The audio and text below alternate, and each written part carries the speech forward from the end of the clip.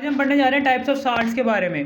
Types of salts हैं, ठीक है ना। सबसे पहले टाइप्स ऑफ साल्ट्स हैं इसकी हमने पहले नॉर्मल साल्ट्स पढ़े थे, फिर एसिडिक साल्ट्स पढ़े थे। उससे पहले हमने पढ़ा था कि ठीक है ना कि वो जो सा उसके पहले इनसोल्युबल साल्ट्स कैसे बनते हैं। ये 3 टॉपिक हमने क्लियर किए थे पिछली वीडियो में, वो देखने हैं, ठीक है ना, मेरे चैनल पर जाकर, ठीक है। और बेसिक साल्ट्स हैं।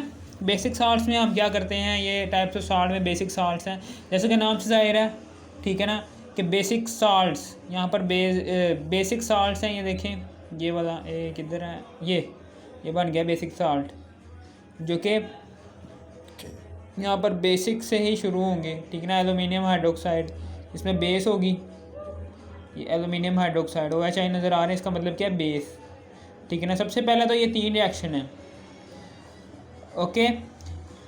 एलुमिनियम ट्राई हाइड्रोक्साइड है, ये भी बेस है, ये भी बेस है। बेस, ये बेस से जो से साल्ट्स तैयार हो रहे हैं ना, उसे हम कहते हैं बेसिक साल्ट्स। ये देखिए एलुमिनियम ट्राई हाइड्रोक्साइड है, इसका रिएक्शन होता है HCl के साथ, ठीक है। तो जब ये रिएक्शन होता है, ठीक है, सबसे पहले मैंने मिटा दिया सारा ताकि मैं समझा सकूं कि इसमें आप ऐसे याद कर सकते हैं, एलुमिनियम एलिज़ेन PB, एलिज़ेन और PB, जो उनका एलुमिनियम की ऑक्सीडेशन स्टेट 3 होती है, इसलिए हम 3 हाइड्रोक्सिल आयन लेंगे। इसकी ऑक्सीडेशन स्टेट होती है 2, इसलिए 2 लेंगे, ठीक है। इसकी बल्कि सबसे पहले तो हम इसको कवर करते हैं, यहाँ पर HCl लेंगे, ठीक है ना। यहाँ पर क्या लेंगे, HCl। जैसे ही एलुमिनियम जो सा है, ये एलुमिनियम से एक OH निकलेगा, हमने एक एक करके OH बाहर निकालना है। हमने एक एक करके OH को बाहर निकालना है, ठीक है ना। एक OH बाहर निकला तो 2 रह गए, ठीक है ना। जैसे ही ये 2 रह गए तो एलुमिनियम यहाँ पर एक जगह खाली हो गई है, तो एक जगह को पुर करने के लिए Cl जो सा इधर आ जाएगा।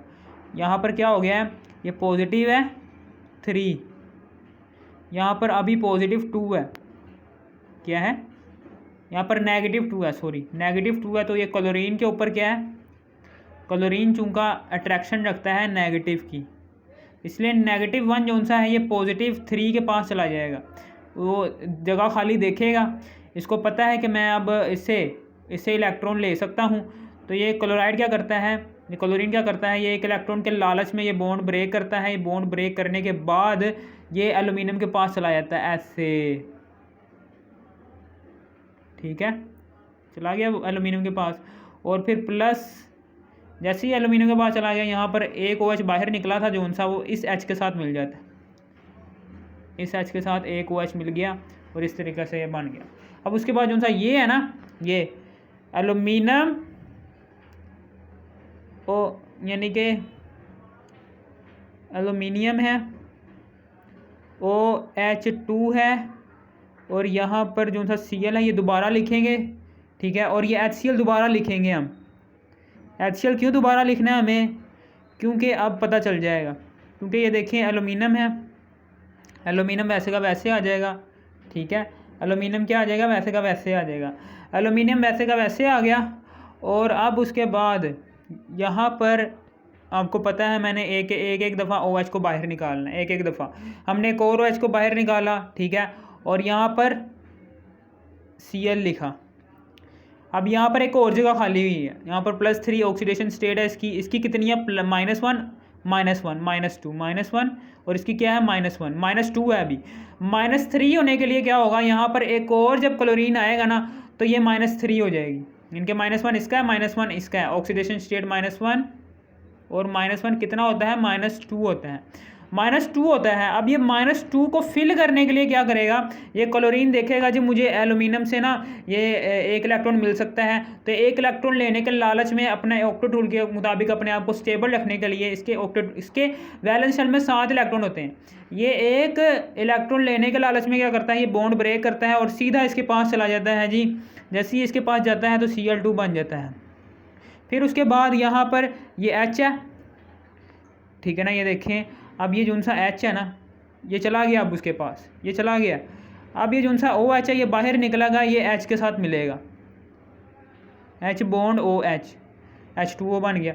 अब फिर उसके बाद यहाँ पर एलुमिनियम है, ये OH जो सा है इसके साथ मिलता है और Cl2।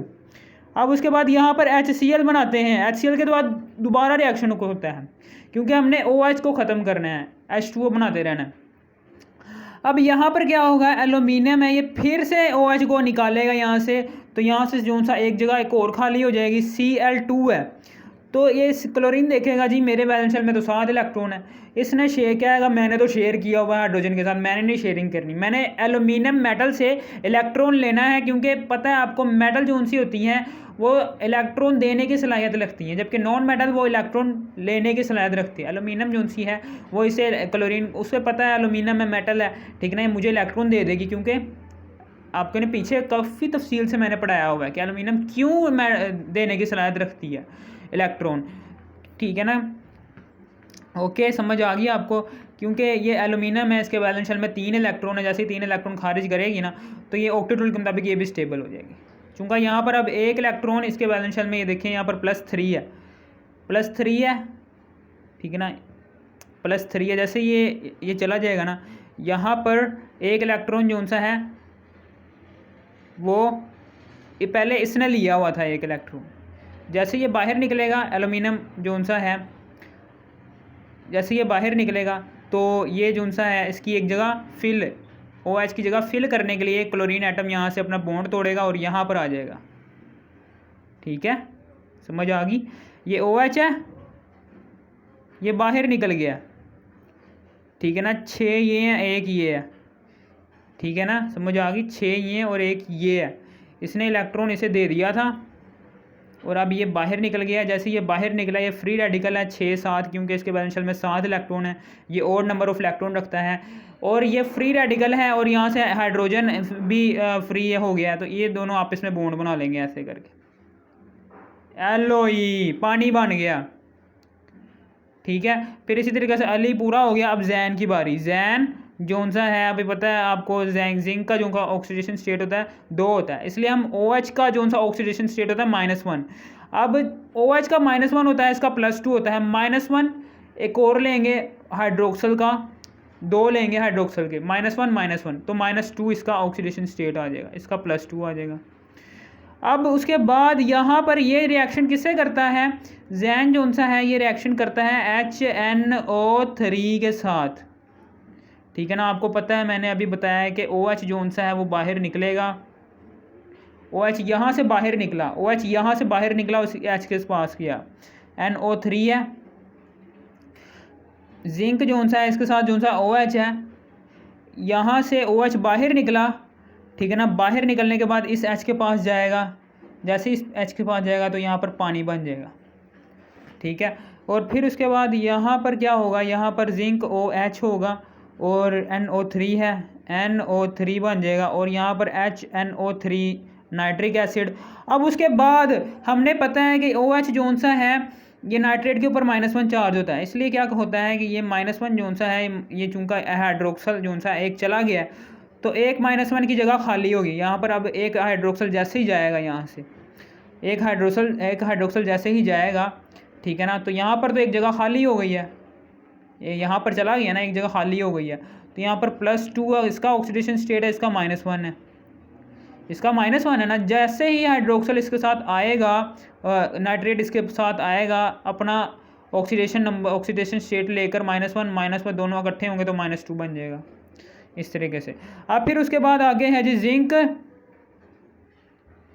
इसमें से OH निकलेगा और इस हाइड्रोजन के पास जाएगा, ये देखें आपको पता है, जैसे ही ये निकल जाएगा, जैसे ही ये हाइड्रोक्सल आयन जो सा है ये H के साथ बॉन्ड बनाने के लिए निकल जाएगा, क्योंकि इसे पता है कि मैं अब फ्री होना है, तो इसके साथ जो सा है ऐसे बॉन्ड हमने ना पानी बनाना है, ठीक है ना, तो OH जो सा यहाँ से निकलेगा और H के पास जाएगा, ठीक है ना, और नाइट्रेट जो सा है ये इसके पास चला जाएगा, नाइट्रेट इसके पास आ गया, क्योंकि +2 और इसके ऊपर -1 चार्ज है, प्लस और माइनस आपस में कशिश रखने के बायस ये मिल जाएंगे, ठीक है, समझ आ गई। जैसे ये मिल जाएंगे तो यहाँ पर चार्ज आ जाएगा। फिर इसी तरीके से H2O बन जाएगा, यहाँ पर ये H2O बन गया, जिंक नाइट्रेट बन गया, यहाँ पर जिंक नाइट्रेट बन गया, जिंक नाइट्रेट। फिर इसी तरीके से आगे अलीजैन, फिर आगे हम PB की भी बात कर लेते हैं, PbOH2 है। यहाँ पर हम इसकी बात करते हैं PbOH2 सिल्वर हाइड्रोक्साइड की, वो लेड हाइड्रोक्साइड की। यहाँ पर हम लेते हैं एसिटिक एसिड को, और एसिटिक एसिड जो सा है इसके ऊपर -1 चार्ज होता है, इसके ऊपर +1 चार्ज होता है। ये CH3COO जो सा है Pb है, इसमें से OH जो सा है एक बाहर निकलेगा। जैसे ही एक OH बाहर निकलेगा इससे इसके पानी बनाने के लिए, तो ये जो सा -1 है, ये अट्रैक्शन रखने की वजह से यहाँ पर आ जाएगा CH3COO, और यहाँ पर जो सा है बॉन्ड आ जाएगा हमारे पास। और ये जो सा है PbOH CH3COO, ये दोबारा से एसिटिक एसिड के साथ रिएक्शन करेगा, ठीक है। और यहाँ से ये बनाएगा PbCH3COO2, ठीक है। ये देखें PbOH है, यहाँ से एक H यहाँ से ये जो सा है ये OH बाहर निकला इसके साथ बॉन्ड बनाने के लिए। जैसे ही वो बॉन्ड बनाने के लिए बाहर निकलेगा तो ये जो सा CH3, ये एसिटिक आयन है, ये -1 और +1 +2 जो सा है, माइनस और प्लस अट्रैक्शन रखने की वजह से ये जो सा है ये इसके पास चला जाएगा, और 2 एसिटिक आयन आपस में मिलकर -2 चार्ज रखेंगे और ये +2, इस तरह से इसका ऑक्सीडेशन स्टेट फिल हो जाएगा। और हमारे जिनसे ये देखो ये सारे के सारे आयंस के हैं, ये बेसिक साल्ट्स हैं जो कि बेस से ही फॉर्म हुए हैं, ठीक है। अब हम आगे जाते हैं, आगे पढ़ते हैं हम नॉर्मल साल्ट्स के बारे में, ठीक है। ये तो पिछला वाला ही था, ठीक है। यहाँ पर अब हम बात करते हैं जी नॉर्मल साल्ट्स के बारे में। आगे हम नॉर्मल साल्ट्स पढ़ने वाले हैं। ये डबल साल्ट्स क्या होते हैं, इसमें हम क्या करते हैं, ये इक्विमोलर होता है, ठीक है ना। इसमें हम इक्विमोलर यानी कि नॉर्मल साल्ट्स होते हैं। नॉर्मल साल्ट्स हमने पीछे पढ़े हुए हैं कि नॉर्मल साल्ट्स होते क्या हैं। नॉर्मल साल्ट्स ऐसे साल्ट्स होते हैं कि जिसमें मेटल के साथ जोन सा भी होता है ना, ये मैंने सारा कुछ यहाँ पर लिखा हुआ, खपने की कोई ज़रूरत नहीं है। नॉर्मल साल्ट जोन से होते हैं। A normal salt is a salt formed by the complex replacement of यानी कि इसमें कंप्लीट रिप्लेसमेंट होती है किसकी, रिप्लेबल हाइड्रोजन एटम्स की। कंप्लीट रिप्लेसमेंट होती है हाइड्रोजन एटम्स की, जो कि फ्रॉम एन एसिड मॉलिक्यूल, एक एसिड मॉलिक्यूल से कंप्लीट रिप्लेसमेंट होती है। ये देखें यहाँ पर मैंने रिएक्शन भी लिखा हुआ है नॉर्मल से, पीछे हम पढ़ कर आए हैं, ये सारे नॉर्मल साल्ट्स की एग्जांपल्स हैं। ये देखें ये एसिड है, इसमें से मुकम्मल हाइड्रोजन आयंस की रिप्लेसमेंट होगी और सारे हाइड्रोजन आयंस इस OH के साथ मिल जाएंगे, और जो सा ये K है, ये पोटाशियम आयन जो सा है ये क्लोराइड आयन के साथ मिलकर KCl बना देगा। यही है नॉर्मल साल्ट, ये है जी नॉर्मल साल्ट, ठीक है ना। नॉर्मल साल्ट यही है, इसे कहते हैं जी नॉर्मल साल्ट, ठीक है। समझ आ गई आपको कि जिसमें हम क्या करते हैं, मैं फिर से बता रहा हूँ, जिसमें एसिड में से जितने भी हाइड्रोजन आयंस हैं वो बाहर निकलते हैं, और जो भी पीछे बचता है ना, जो भी पीछे नॉन मेटलिक आयन बचता है, वो non metallic ion metal ion के साथ मिलता है। जैसे ही वो मिलता है तो एक क्या वजूद में आ जाता है, एक साल्ट वजूद में आता है, जिसे हम कहते हैं नॉर्मल साल्ट।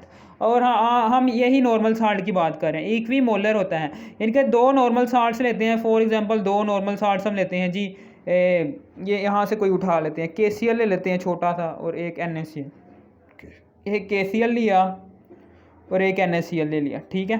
ये 2 नॉर्मल साल्ट्स ले लिया। अब इन दोनों की मिकदारों जोन सी है ना, ये लेनी है जी 10 मोलर इसकी और 10 मोलर इसकी, यानी कि 2 जोन से हैं, यानी कि ये दोनों ना, इन दोनों का सोल्यूशन, यानी कि एक सोल्यूशन बनाना है बीकर में, जिसमें KCl और NaCl, KCl जो सा है वो भी 10 मोलर है, और KCl सोडियम क्लोराइड की भी मोल्स 10 हैं, ठीक है ना। 10 मोल्स इसके भी हैं, 10 मोल्स इसके भी हैं। ये जो सा सोल्यूशन होगा ना, इसे हम क्रिस्टलाइजेशन करेंगे इसकी। तो फिर उसके बाद 2 नॉर्मल, इसमें 2 नॉर्मल हैं, मैं आपको बताता हूँ।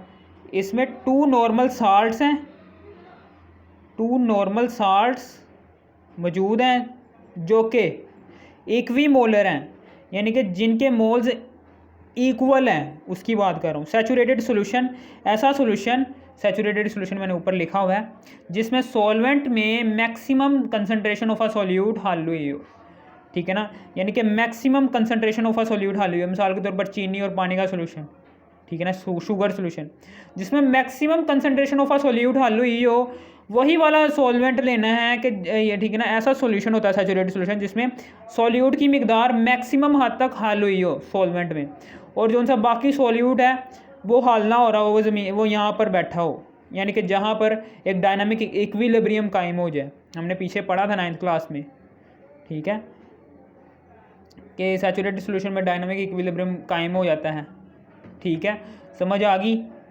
ये मैं बड़ी तफसील वाली बात है, मैं आपको नहीं बता रहा, लंबी वीडियो हो जाएगी। बस आपने ये याद रखना है कि maximum amount of solutes KCl और सोडियम क्लोराइड सॉल्वेंट H2O में मैक्सिमम अमाउंट ऑफ सॉल्यूट्स हल कर देने हैं, और फिर इनकी क्रिस्टलाइजेशन कर देनी है, क्रिस्टलाइज कर देना है, क्रिस्टलाइज कर देना है, ठीक है,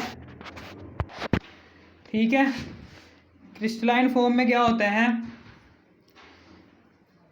इसमें क्या होता है, एक सैचुरेटेड सोल्यूशन तैयार करते हैं, और फिर दूसरा मरहला होता है इस सैचुरेटेड सोल्यूशन में, आपको पता है कि जो से साल्ट्स होते हैं वो क्रिस्टल फॉर्म में होते हैं, ठीक है। और अब क्रिस्टलाइजेशन में ना क्या होता है कि क्रिस्टल्स को बड़ा करते हैं, उनका साइज़ बड़ा करते हैं, ठीक है, समझ आ गई। क्रिस्टलाइज करते हैं, क्रिस्टलाइज करने के बाद, ठीक है ना, हमें इसको हम कहते हैं जी डबल साल्ट्स हो गए, इसको हम कहते हैं डबल साल्ट, ठीक है, ठीक है। यहाँ पर हम KCl और सोडियम क्लोराइड है, ओके, 2 हैं, ठीक है। क्रिस्टलाइज करने के बाद क्या होता है, क्रिस्टलाइज करने के बाद आपने देखा होगा कि जितना भी हमने प्रोसेस किया है, इस प्रोसेस के दौरान ना तो इनकी जो सी प्रॉपर्टीज़ हैं वो रिटेन हो जाती हैं, क्या होती हैं, वो रिटेन हो जाती हैं, रिटेन हो जाती हैं। यहाँ पर अब हम क्या करेंगे डबल साल्ट्स में क्या, सबसे पहले हमने इसकी क्रिस्टलाइज कर ली, क्रिस्टलाइज करने के बाद उनसे इसके जो उनसे इंडिविजुअल आयंस हैं कि KCl और सोडियम क्लोराइड, इंडिविजुअल साल्ट्स जो उनसे होते हैं, इंडिविजुअल साल्ट्स कि हर साल्ट जो सा है ना, हर साल्ट जो सा है अपने अंदर खसूसियत रखता है, यानी कि अपने अंदर जो सी पहले खसूसियत रखता था ना, ठीक है ना, जो सी इसके KCl और सोडियम क्लोराइड के दरमियान इसकी अपनी खसूसियत हैं।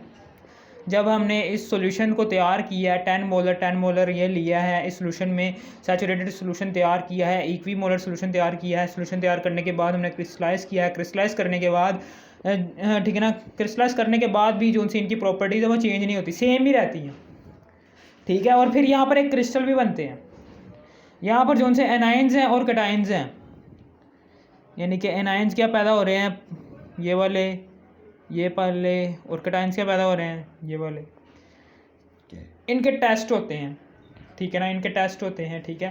टेस्ट करने के लिए ना इनके एनाइंस और कैटाइंस की टेस्टिंग होती है, ठीक है ना। इनके एनाइंस और क्रिस्टलाइज करने के बाद क्या होता है, इनके एनाइंस और कैटाइंस की टेस्टिंग होती है। समझ आ गई है साल्ट क्या होता है, इसे कहते हैं हम डबल साल्ट, ओके। अब हम आगे, मोहर साल्ट हो गया, पोटाश एलम हो गया, ये दोनों साल्ट्स, ये साल्ट्स के जिनसे नाम है, ठीक है ना, और ये सारे के सारे साल्ट्स आपने याद करने हैं, Mohr salt, potash alum, okay. ये साल्ट जो उनसे होते हैं ना, ये साल्ट जो उनसे होते हैं पोटाश एलम और पोटाश एलम वगैरह, जिसमें पोटाशियम ज़्यादा होता है, पोटाश एलम, एलम से एलुमिनियम, पोटाश एलम और मोहर साल्ट, ठीक है ना। ये ऐसे साल्ट्स हैं जो कि डबल साल्ट हैं, जो कि ऐसे इस तरीके से बने हैं, ठीक है ना, इस तरीके से फॉर्म हुए हैं। समझ आ गई आपको। इसके जो से स्ट्रक्चर हैं, इसके जो से केमिकल फार्मूले वो आपने याद करने हैं, क्योंकि वो MCQs बन सकता है। फिर इसी तरीके से आगे है जी mixed salts more than 1 acidic salt. इसमें क्या होता है, इसमें मोर देन 1 एसिडिक रेडिकल होता है, इसमें एक से ज़्यादा एसिडिक रेडिकल होते हैं, या फिर एक से ज़्यादा बेसिक रेडिकल भी हो सकते हैं। इसमें एक से ज़्यादा एसिडिक रेडिकल या फिर बेसिक रेडिकल भी हो सकते हैं।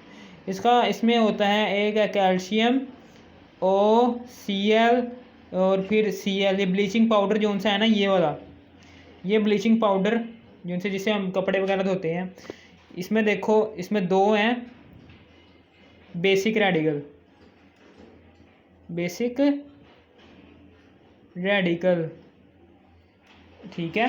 ये 2 क्या हैं, ये बेसिक रेडिकल, ये 2 क्या हैं, बेसिक रेडिकल, बेसिक रेडिकल कह रहा हूँ, ये एसिडिक रेडिकल है, सॉरी, ये क्या है, ये एसिडिक रेडिकल है। 2 एसिडिक रेडिकल हैं और एक क्या है, एक बेसिक रेडिकल है। इसमें एक या एक से ज़्यादा जो उनसे बेसिक रेडिकल भी हो सकते हैं, एक या एक से ज़्यादा एसिडिक रेडिकल भी हो सकते हैं, ठीक है। इसकी मिसाल भी मैंने आपको बता दी है।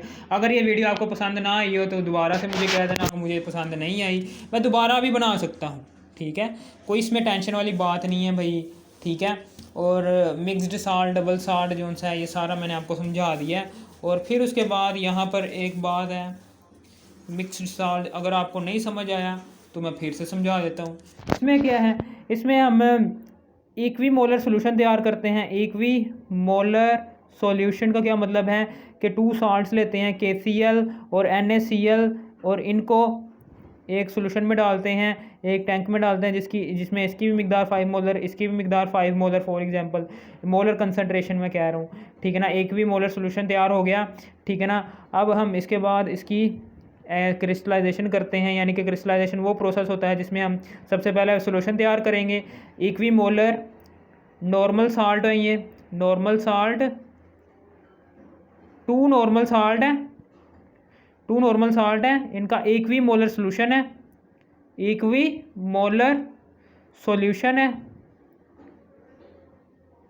2 नॉर्मल साल्ट है, ये 2 नॉर्मल साल्ट है, इनका क्या है, इक्वी मोलर सॉल्यूशन, एक ही यानी कि नंबर ऑफ मोल्स क्या है, इक्वल है, इक्वी मोलर सॉल्यूशन है।